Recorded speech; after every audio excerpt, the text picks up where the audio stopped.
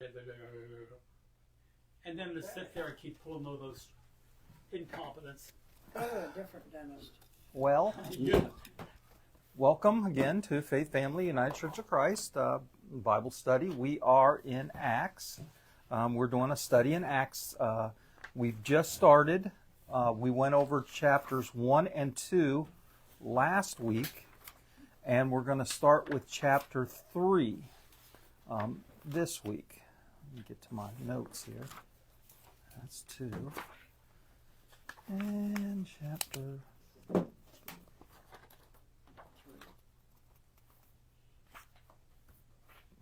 Okay, so chapter 3. Okay, the first thing that I did for you there is you'll see it at the beginning of chapter 3.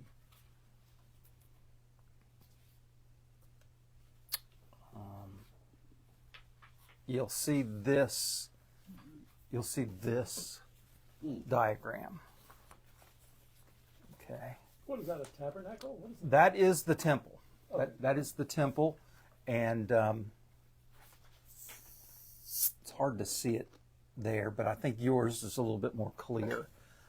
If you look straight down the middle, heading east, you see at the bottom it says east. Oh, okay. Okay, you'll see there's the first square is the temple, the second square is the courtyard, and then the third kind of rectangle, it says Court of the Women, and then below that it says Beautiful Gate. Okay, and that's something that we will be talking about here in chapter 3. And then a little bit below that, on the outside, you can see where it says the Court of the Gentiles. Okay, so that's all inside that big wall that goes all the way around the temple. And all of that is where the Gentiles could stay. And then on the outside of that, it says Solomon's Porch. Okay, sometimes it's called Solomon's Portico or Solomon's, I forget what they called it. Yeah, Solomon's Portico. The priests always had high on the hog. They were the ones that could go behind the curtain and eat the top of the line while everybody else ate the scraps. No. That's a whole different thing. But okay. Yeah, the priests were the ones you would come and you give the sacrifice, and they would butcher it up, and they would take a portion for themselves, and then they would do the sacrifice. Okay. So a little bit different, but yeah, it seemed that way. It had a potential to be corrupt. So, okay, so let's go ahead and start with chapter 3. The first story that we have is Peter heals a crippled beggar. Okay, and here's where it comes in. There's a crippled beggar. At 3 o'clock in the afternoon, they would take him out and they would set him in front of the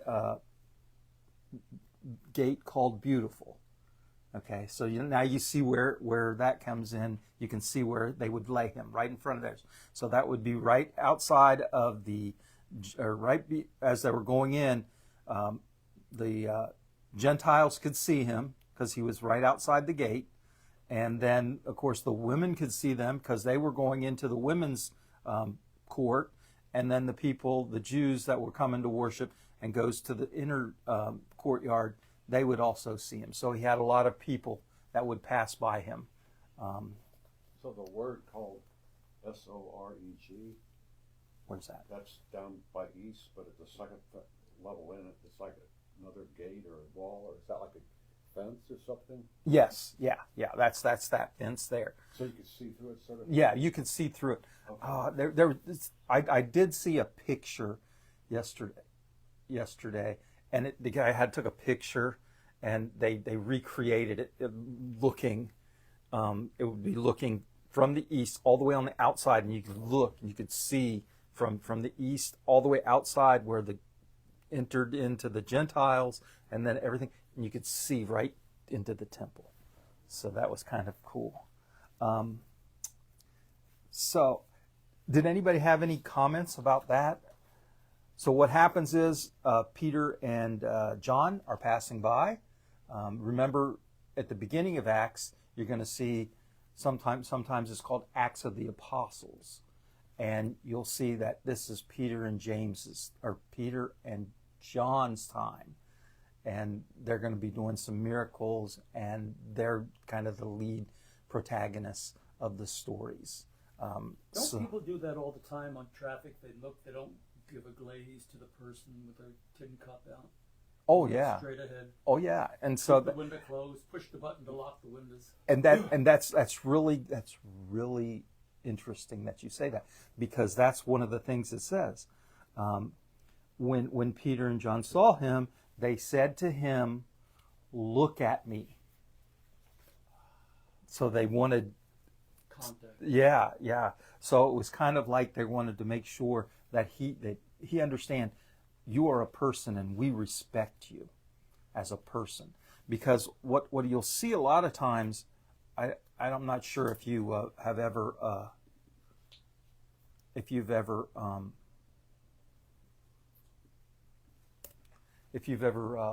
been to around places where there's lots of beggars. When you go into Europe, there's a lot of the churches, cathedrals. You'll see a lot of beggars. And I remember when we were in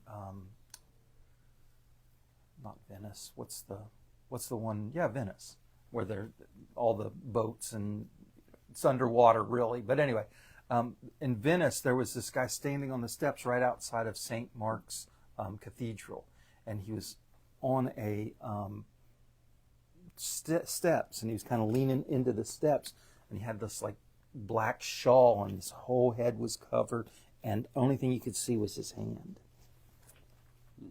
and it looked like a woman because he had like a I won't say a dress, but kind of a dashiki or black skirt, whatever, and then he had the shawl pulled up over his head, and you couldn't see him, and he just had this big, and but they don't want to look at you because they feel like they're inferior to you. If they're begging from you, then they're inferior, and so this when John and Peter say, "Look at me," it makes him a person, not just someone trying to. That's great. Did you know there's a church on West Kennedyville, maybe, where they told the church, "You can't have these people. You can't keep feeding these people. They're filthy. They're dirty. They throw down." They fed them food in a paper bag or paper napkin or something, but they never provided a trash bag for them. And the city said, "No, get rid of them. Yeah. We don't look at them." And Yeah, it's very common. Yeah, that is that. Unfortunately, I remember growing up, you had trash cans everywhere. Yes. You don't have that anymore, and I don't understand why. I guess because animals getting in them or stuff like that. But still, I think when you do something like that, you need to take into consideration that what are people going to do with the trash? There's only one lady. The church was called God Works. It's for the homeless and people who are desperate or whatever. And after her, they had a little sermonette. They had fed them, give them clothes and everything else. Before it was over, the final prayer, they said, "Pick up your trash and put it in the dumpster. Everybody do it now." She's the only minister I ever heard her say that. I mean, all the rest, they fed them good food and moved on. Hey, well, that's life. So that's the first story. Peter and John heal this person who's lame, and he's walking around now, and people are astonished, of course, and they go back, and you can see your diagram again. They go back to what's called Solomon's portico, Solomon's porch, Solomon's colonnade. Sometimes they call it that, but it's on the outside, and that's where they just gathered together in this enclosed. Had a roof over it and everything, so they could gather there without having to be out in the sun or kind of like sitting on the porch, rocking in your rocking chair, it's the old time. So they go there, and Peter has a little speech he gives, and talking about Jesus and how he came to. I love this for universal restoration. I like the way it says that. Let's see, where is it at? Who are we talking about? This universal? Universal, everything. Oh, okay. So basically, what it's saying is what Peter's saying is, Jesus came to restore everything the way God originally intended it, and you went ahead and you had him crucified. And so go on a little bit further, and we see that Peter and John go before the council. I punched my holes on the wrong side, so all of my stuff is backwards. Sorry, I apologize.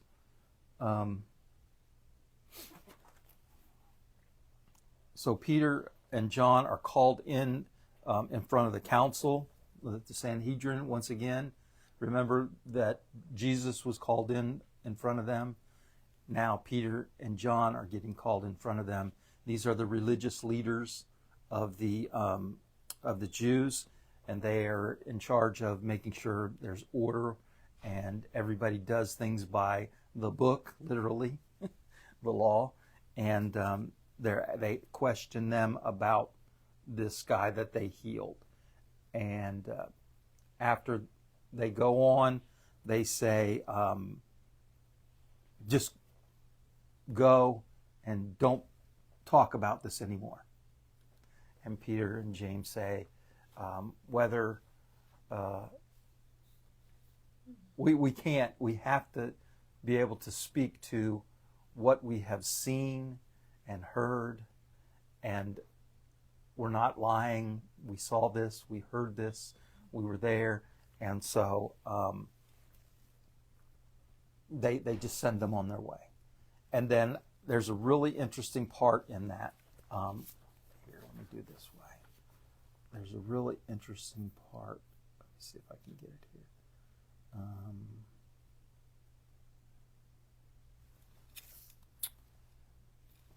Peter and James before council.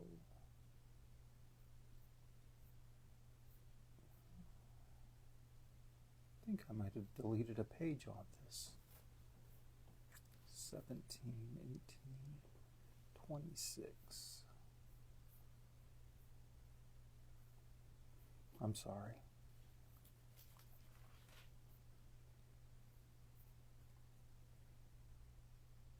I guess I went into the chapter 4. That's why. I'm sorry. Chapter 4.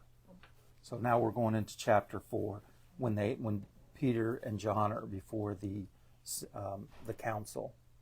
And let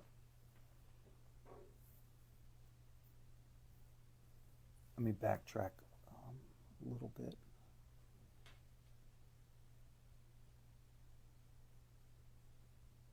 We talked about the portico, the porch. We talked about the universal restoration to restore the world the way it was supposed to, and not these man-made systems that let certain people fall between the cracks.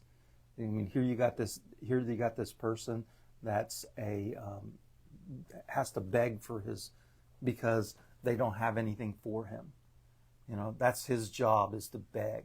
When people pull him out there and let him beg, and that's all he can do. He can't earn his own wages or anything. Where today, we have disability laws for the time being, and people, put people with disabilities to work so they can make their own money and they can, be a contributing factor and not just begging for people to take care of them. And so that's important that we understand that's what Peter says Jesus came for, was to have this universal where everybody has a part to play in society. And then Peter and John go before the council, and that's starting in chapter 4, and that's where they tell them, don't do this anymore. Just go on your way and just live your life without it. And then when they go, they had them flogged. They had them beat, sent them away, and they were rejoiced because they felt themselves worthy to be flogged like Jesus was flogged. And then because they were told not to speak, and they would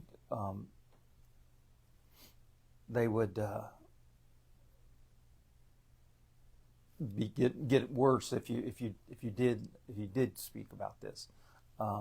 They prayed for boldness to speak, and I think that's interesting in our world today. Would you agree? Mm-hmm. Think about how the way things are going, the slope that we're going down in the United States, where now people can just be arrested just because they don't like you. People being arrested because they're saying what you're doing is wrong, when you're pointing out, when you're speaking up, saying these people deserve the due process that they have, and they're not getting it. They're just arresting them and shipping them off. And now people are being arrested for saying that that's wrong. Where does it go from there?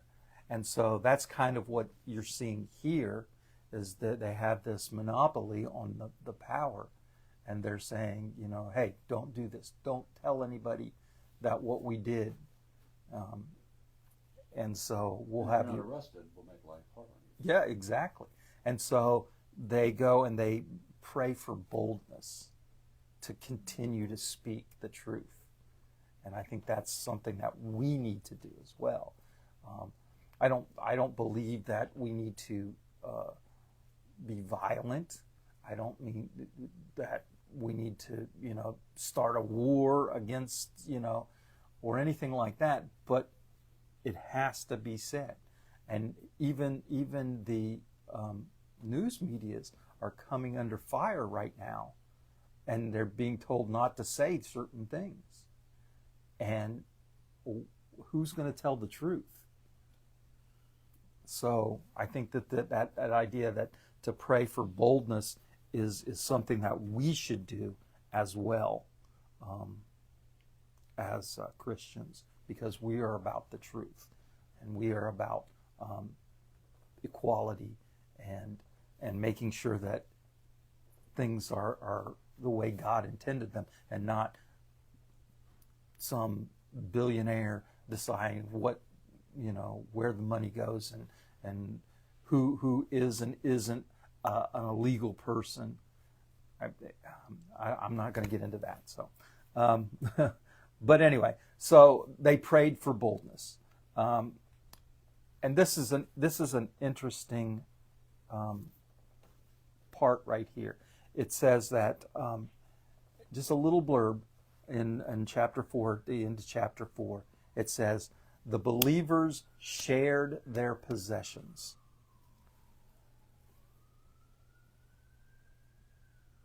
It says, and no one claimed private ownership of any possessions. Can you imagine living like that? Everything that you own. You need something, Wesley? You need something? Here, let us help you out. That sounds very, very family-like. Exactly. And yet, when some people see this, Communism. exactly. And yet, the difference between communism and this, communism is forced upon the people. This they did willingly. And that's, like you said, that's family. You know, hey, what's mine is yours and what's yours is mine. Not necessarily what's yours is mine, but the fact that what I have, you can have. And hopefully you'll reciprocate and feel the same way. And nobody was, it says, there was not a needy person among them. So, and I think that's interesting because what was in chapter 3, the beggar who had nothing, you know, he had to beg for his meals, and yet, you know, these people are coming together and there's nobody because everybody's sharing. You know, if I got over 100 bless you. If I've got over $100 billion, what good does it do? Why aren't I sharing that with everybody else? Why do I have to hoard that stuff? And so that leads into the next chapter and the story of Ananias and Sapphira. And Ananias and Sapphira, they sold a piece of their property because that's what everybody was doing to make sure everybody was taken care of. And so he sells his property and then he holds some of the money back. It's like, no, I'm not going to give it to you. But I said I did. And so they call him in and he says, yes, I sold the property. And they said, is this all of their property or the money from the property? And he says, yes, because he gave it to them to distribute amongst. And they question it. yeah, they question, is this all of it? And he says, yes. And they said, no, it's not. And the Holy Spirit affects him and he drops dead. This is trauma, you know. Did he have a heart attack? I know. It's just like, it says the Holy Spirit. And so they take him out and they bury him, and his wife comes and they talk to her, and she knew what was going on. It says at the beginning of this chapter there, she knows what's going on. And they asked her, she goes, well, is this the money that your husband got for the, and she goes, yes. And Peter warns her, he says, you know, hey, the Holy Spirit's already, you know. Got the answer. Yeah. And maybe it was in the way, you know, the way he was questioned, he felt convicted and he had a heart attack or something like that. And then she gets in there and she drops dead. And she drops dead. So what do you think that the moral of that story is? We've got the beggar, and they take care of the beggar. Now he can walk and he's part of society again. So they bring him back into society so he can make a living and do. And then we have the whole group of people are selling their possessions and they're given to make sure that there is no needy person and everybody's taken care of, which I really think that, once again, going the way that we're going, we might need to look into that as a church, as a family, like Wesley says. But the Social Security is wiped out. Exactly. Our government can't take care of us, and we need to take care of each other. Which is kind of like when you go to Ybor, you get the Cuban Club, the Italian Club. Way back, the various people that came here had their own group to take care of each other, and that's what they did. Exactly. And that's all started from this idea like this here. It's not just the each individual, like, okay, you got your Cuban club, you got your Italian club, you got your Greek club, but Christians in general are taking care of each other. And we're not seeing just the Jews, or just, we're not going to take care of you because Wesley, you're Irish, you're Irish. You know, we're not going to take care of you. Go see the Irish people. You know, no, you're a Christian and we're going to take care of you because that's the way we believe everybody should be taken care of. So now, everybody's taking care of everybody. They're selling stuff. They're saying, hey, what's mine is yours. Oh, look, I've got 2 donkey carts. Why don't you use one of them? You know. And then you got Ananias and Sapphira. Isn't that interesting that you want to be part of something but you don't want to give all Your of fair share. Yeah. So you want to look good. Oh, I sold my property and I gave it all to the church, and the church is taking care of people. No, you didn't. So this is kind of hypocrisy, if you will. I think I read an article about should pastors be millionaires, and think of all these big name pastors, Kenneth Copeland and what's his name, Olstein. They got 2 and 3 jets. Yeah. They got multi-million-dollar houses. Donated. And they're still asking people that can't afford to give us money. What do you need all this for? Are you taking care of people, or are people taking care of you?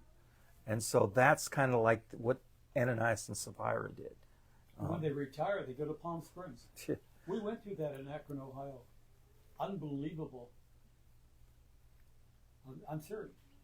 3 major churches. One, he built a tower almost like the wall. He wanted to put a restaurant up on top. So, hey, we'll make money. Serve, have a sermon and have them charge for the meal. Go up there. Yeah. The city said no. Unbelievable. And you see this. So you see how this is going. The church is like, hey, we got this great thing here. We're taking care of each other. And then someone goes, hey, I know a way I can get around this and make myself look good and not have to, contribute as much. And that's what. Why is it you never hear people talking bad about the ministers, the priests, the rabbis? You don't see anything about the guy's a crook. He's driving a Rolls Royce limousine, or he's being chauffeured. What does he need to be chauffeured for? He has a foot. Step on the gas. I don't understand that. Because they're on television. They're up there. They got slick words. They got the people bamboozled, thinking that, hey, I sold my property and I gave it to the church. And how do they? They don't pay taxes on that stuff, right? Because it's part of their ministry. It's part of their work. So, okay. So moving on, so you can see that, and then we get to the part where the apostles are healing many.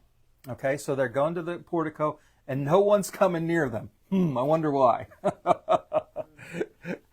Catch me in a lie, and I drop dead. So people aren't coming near that, or they're kind of leaving the apostles alone, and they don't dare to join them. But the people are bringing the sick and the lame and the deaf and the mute and all those people. They're coming there and they're asking them to heal them, and they do. They cure a lot of the people. And then again, the apostles are persecuted. The high priest took action. They brought them in. It says that they were filled with jealousy. They arrested them. What did they arrest them for? For doing good? For taking care of people?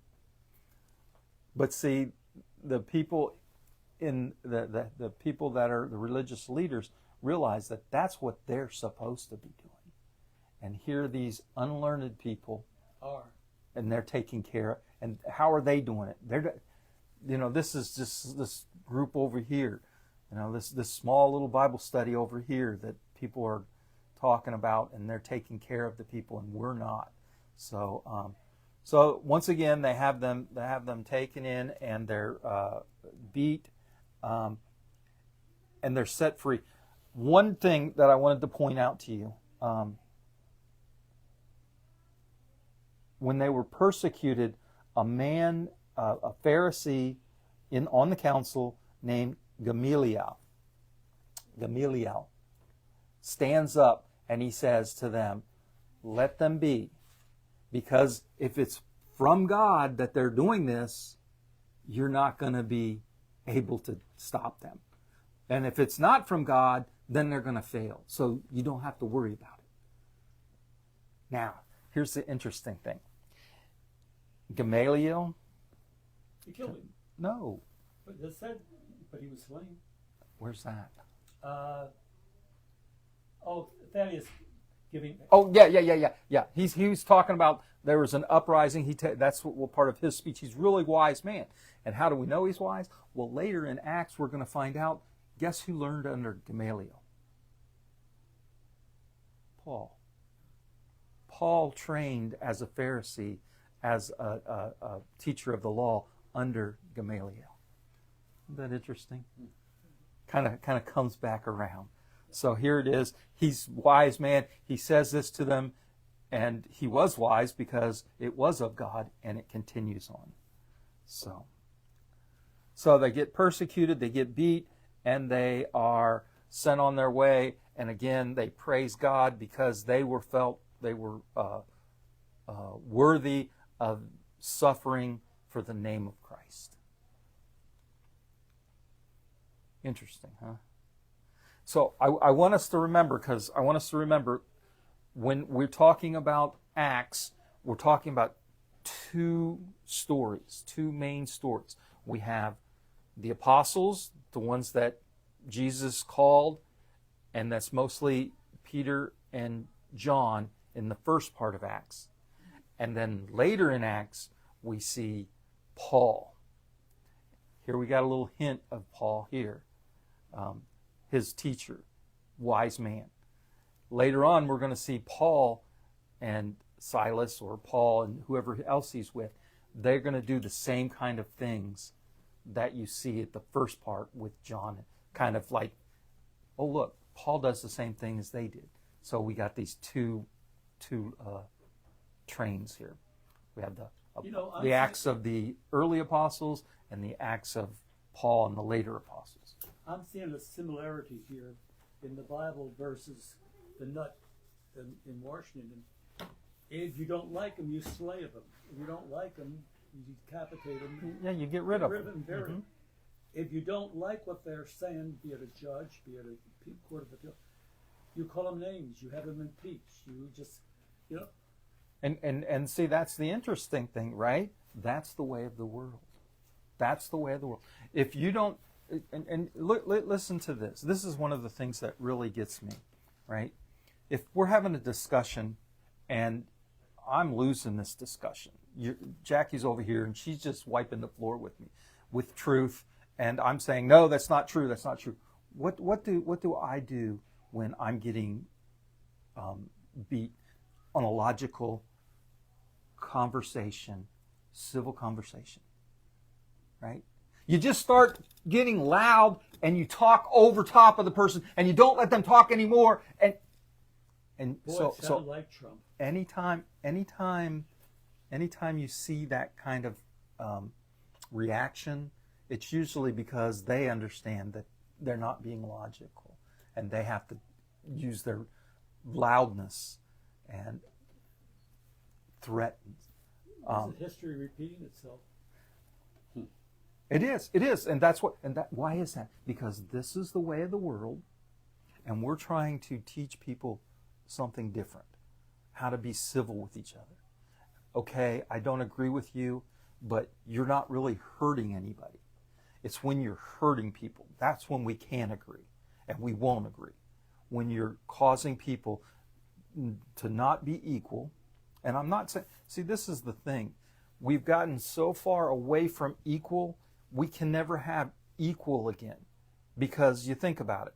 How is Wesley equal when his father was a multi-billionaire and he had the best education, he had the money could buy, and when he got out of school, he's got resources of his. Is he equal to someone that didn't have a family? Maybe someone that just barely had an education because they had the state's education and all this other stuff. And now they don't have any resources to start a business or do whatever. Are they equal? No, because you need equity first. You need to make things equitable. And that's where that DEI comes in.